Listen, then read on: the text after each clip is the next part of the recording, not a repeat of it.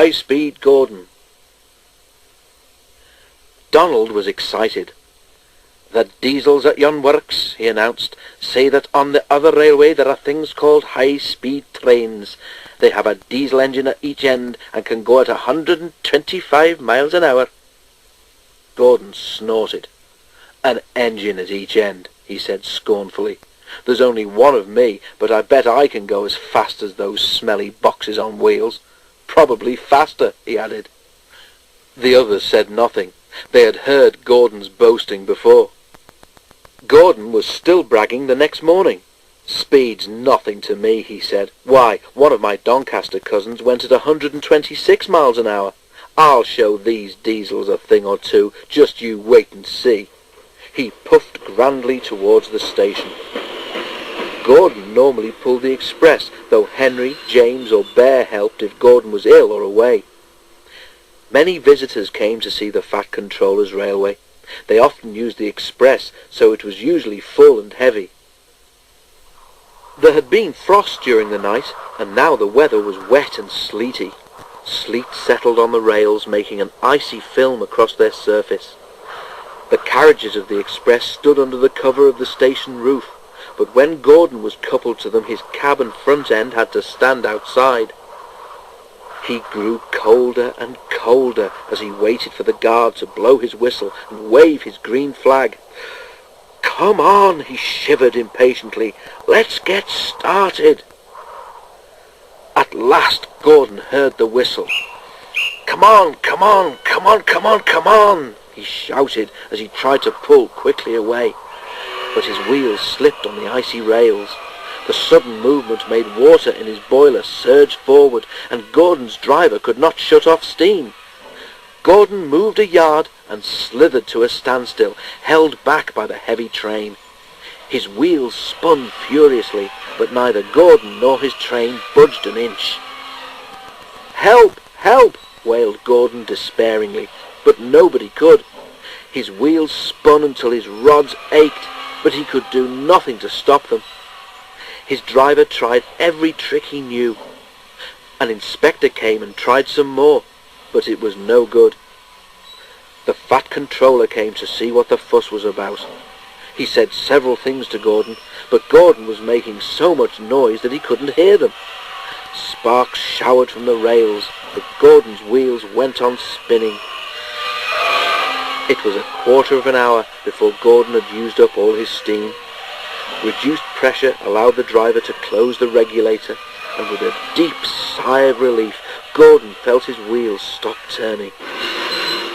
The silence was amazing. Donald came to take Gordon to the shed, and Henry came to pull the express. When the train had gone, workmen had to replace the rails where Gordon had been standing, because his spinning wheels had worn deep grooves in them. The shed was empty. Donald tactfully remembered another job and left Gordon on his own. But that night Gordon heard a whisper from close by. "Did you hear?" it hissed. "How Gordon went for a spin today?" There was a quiet chuckle. Gordon seethed in silence. "High-speed engines are all very well," the whisper went on, "but Gordon ought to know by now that he's supposed to move his train too." Gordon snorted disgustedly, and with a gasp the whisperer subsided into silence. Smokescreen. Gordon was feeling stuffed up. "It's the coal, Gordon," explained his fireman. "It's clogging up your tube something awful, but we'll have to make do with it, for there's nothing else." "Why not have a good sneeze, Gordon?" suggested Henry, thinking of the time when he'd punished some boys for dropping stones on him. "That will clear your tubes." "Certainly not," replied Gordon with dignity. "The Fat Controller wouldn't approve. He didn't like your sneeze, I seem to remember." Next day Gordon was nervous as he backed onto the express.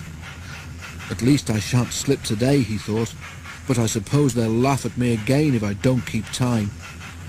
He needn't have worried. By the time he reached the junction he was running nicely, and as he approached Edward's station Gordon's fireman began to make up the fire.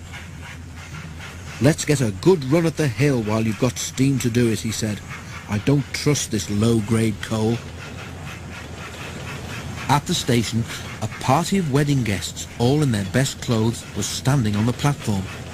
As Gordon swooshed through, running hard for the hill, smoke from the newly made fire streamed from his funnel. He disappeared into the distance and left a black smoke screen settling over the station. It covered everything, wedding guests and all, in a coat of soot and smuts. Waves to Gordon became shaking fists, and the wedding party hurried angrily to the station master's office. At the end of the line, an inspector came to see Gordon. His message from the Fat Controller was short, but not sweet. "It's not fair," Gordon complained to Boko. "How could I help that smoke? It's not my fault the coal's dirty." "Never mind," said Boko encouragingly. "Where would I be if I got upset every time someone called me smelly? Anyhow, soot's good for the garden, my driver says." "But not for new clothes," muttered Gordon. Gordon was extra careful on the way home, but it wasn't his lucky day. The Fat Controller had broken a journey to the other railway to apologise to the people at Edward Station. He had done his best and was waiting for another train when Gordon came by. As the express thundered through, a cloud of something flew from it and landed on the Fat Controller's new top hat. When Gordon reached the big station, there was another message waiting for him. "The Fat Controller says," announced the inspector, "that Gordon blew ashes on his top hat as he passed Edward Station." Gordon was horrified. "Wheesh!" he exclaimed indignantly. "I did not. I was being extra careful." "I'm sure the Fat Controller can't be right," put in Gordon's fireman. "I can't help it," said the inspector. "That's what he says, so there it is. He will speak to Gordon when he gets home." Gordon went sadly back to the shed. Fire escape.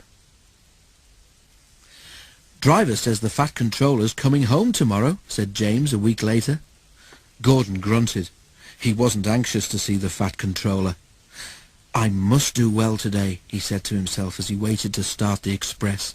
"A good run today might help if the Fat Controller hears about it." Things did not begin well, though. Thanks to a last-minute passenger, they were late starting, which meant that Gordon missed his path at the junction and was delayed there too. But with a clear run after that, they flashed through Edward Station, going splendidly. They were halfway up the hill when there was a clatter beneath Gordon's cab. Suddenly he felt a blast of cold air in his middle, as if there were a gap between his boiler and cab. "Oof!" he gasped. "What's happened?" The fireman looked at his fire. There was a gaping hole in the middle where the fire bars had collapsed and a large part of the fire had disappeared. "You've lost part of your fire, Gordon," the fireman explained. "What a place to do it." Already Gordon was feeling weaker. Without a full fire, his steam pressure and speed fell quickly. But his driver knew what to do. "Find the biggest piece of coal you can and put it across the hole," he told the fireman. "That will stop some of the cold air from getting in, and we'll be able to hold steam better. But hurry, or the hill will beat us." The fireman hurried. A large lump of coal lay near the front of the tender. Quickly he moved it into place with his shovel and a long steel bar. Gordon felt better at once. "Now build the fire gently round the edges," said the driver. And, as the fireman did so, the driver adjusted Gordon's controls to make the best use of his steam. "Right, Gordon," he said when the fireman had finished. "Now it's up to you." Gordon tried his hardest, but it was tough going. "I must do it, I must do it," he told himself as he pounded up the hill. He had stuck here once before and was determined not to fail again. Poor Gordon was getting very breathless. "I will do it, I will do it," he panted, but he was careful not to pant too loudly in case he blew away what was left of his fire. He shut his eyes and struggled on. At last Gordon felt that the slope was easier to climb. Cautiously he opened one eye. Yes, he was nearly at the top. "I've done it! I've done it, he gasped triumphantly. The fireman mopped his brow. That was splendid, Gordon, he said, and now you deserve a rest. A signalman turned them into a goods loop and telephoned the works for a pilot engine to be prepared. While they waited, the passengers got out and told Gordon what a useful engine he was. Boko was at the works to help, and the two engines finished the journey without further trouble. At the end of the line, the Fat Controller was waiting for them. To Gordon's surprise, he was smiling. "Thank you, Boko," he said, "and thank you, Gordon, for a splendid effort. I am pleased with your work today, though certain, other things leave much to—" But just then a whistle blew, and the Fat Controller had to hurry to his carriage. Once again, poor Gordon was left in suspense. Gordon proves his point. One day, Gordon reached the big station on the mainland to find the platform crowded. "It's a rail tour," explained his driver. "Going along the coastline to Carlisle, I think." The station master came up. "Can you help?" he asked. "These rail tour people are stuck because their train has failed. Could Gordon take them in his train, please?" Gordon's driver laughed. "You'll have to hold him back, eh, Gordon?" he said. "But you need the Fat Controller's permission. And what about our return train?" The Fat Controller agreed at once, and then the station master rang the shed. "What can you substitute for Gordon's Express?" he asked. "There's the high-speed train that came yesterday," they suggested. "It's only got one power car working, but it should keep the Fat Controller's timing." Philippa, she preferred Pip for short, and Emma were delighted to stand in for Gordon. Pip's cooling system was faulty, making her hot and bothered, but Emma didn't mind doing all the work. They felt honoured to visit the Fat Controller's railway. James, following a little later with a stopping train, was surprised when the signalman at the station beyond the works came up. "That high-speed diesel's failed," he said. "Go gently until you reach it, push it to the next loop, and then go round in front to pull it home." "Phew," remarked James. "But what about the express passengers? They won't want to make our stops." "Too bad," said the signalman. "Better that way than your people missing their stations." James found the failed train about 2 miles in front. He pushed it to the next station and then got ready to pull. "I'm sorry I can't help," apologized Emma, who was in front, "but we are special lightweight coaches." "That's lucky," said James, who was already feeling puffed. But he found it easier than he expected. Once the train was moving, the coaches followed smoothly. As for the passengers, if they wondered about the extra stops, they didn't complain. The Fat Controller met them. "I'm sorry we're late, sir," said James. "That's all right, James," said the Fat Controller. "I'm pleased with you. You have saved an awkward situation. Now, please make Pip and Emma welcome in the shed while I arrange their journey home." The other engines were quiet at first, but they soon found the diesels friendly, and before long they were all laughing together. James was glad Gordon was away. He might, he thought, so easily have said something to upset them. Gordon came home next day. The Fat Controller forgave him for his smokescreen and said that he was sorry for thinking his spoiled top hat had been Gordon's fault. It had, he explained, been a steward emptying an ashtray from a carriage window. "Now, Gordon," he continued, "while you were in Carlisle, we borrowed a high-speed train. This has failed, and I want you to take her passengers home." He paused and smiled. "Show them how we do things, eh?" "I certainly will," promised Gordon. "Right," said Gordon's driver as they backed towards the train. "Today, Gordon, my lad, you can have the run of your life." He did too. Douglas was waiting to pull Pip and Emma home when Gordon passed. "Boop, boop, boop," whistled Gordon proudly, and with a swish and a roar he was gone. Pip and Emma watched enviously. Douglas chuckled. "Oh," he said to himself, "yon Gordon's aye a high-speed engine, but it's me who's pulling the high-speed train."